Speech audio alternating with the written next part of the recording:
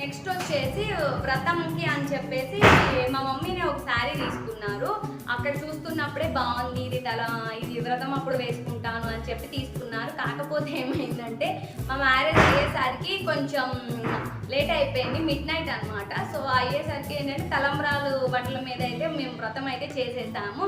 So నేను అప్పుడు తలంబ్రాలు శారీ అదైతే నేనైతే వేసుకోలేదు. ఇంకా తర్వాత ఇంకో రోజు అప్పుడైతే వేసుకున్నాను. యాక్చువల్గా ఇదైతే ఫోల్డ్ చేసి ఉంది. ఈ శారీ అనమాట, ఎల్లో అయితే పింక్ బోర్డర్ వస్తుంది. ఈ శారీ యాక్చువల్గా ఫంక్షన్ ఉంది అని చెప్పేసి ప్రీ ప్లేటింగ్ పెట్టాను అనమాట కొంచెం. సో అందుకని ఇలా ఉంది. అందుకే ఇది అయితే ఓపెన్ చేయట్లేదు. నేను పిక్ యాడ్ చేస్తాను. పిక్ యాడ్ చేస్తే మీకు ఫినిషింగ్ ఇదంతా అయితే బాగుంటుంది. ఈ శారీ కాస్ట్ వచ్చేసి 13,000 అయింది. సేమ్ నా పెళ్లి పట్టు శారీ ఇది సేమ్ కాస్ట్ అనమాట. 13,000కే ఇచ్చారు. యాక్చువల్ అంటే ఒరిజినల్ ప్రైస్ అది కాదు. కాకపోతే మేము ఎప్పుడు వెళ్తాం అంటే వేరే సిస్టర్ ఉన్నారు అక్క వాళ్ళకి బాగా తెలుసు అనమాట. సో అందువల్ల మాకైతే తగ్గించి కొంచెం 13,000కి అయితే వచ్చింది. దీని మీద బ్లౌజ్ అయితే ఫుల్ వర్క్ అయితే చేయించాము.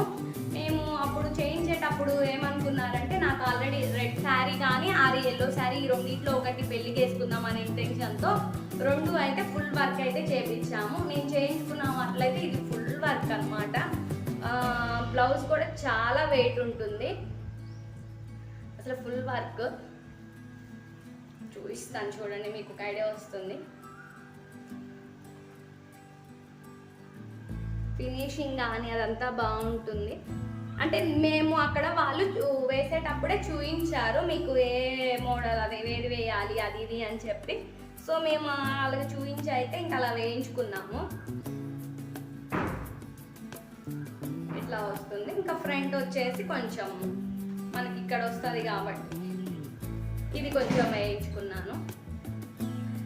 ఇది చాలా వెయిట్ ఉంది. ఈ బ్లౌజ్ కాస్ట్ కూడా చాలా ఎక్కువే తీసుకున్నారనమాట. ఫుల్ వర్క్ చేశారు కాబట్టి ఈ కాస్ట్ కూడా కొంచెం ఎక్కువే పడింది ఈ బ్లౌజ్కి వచ్చేసి.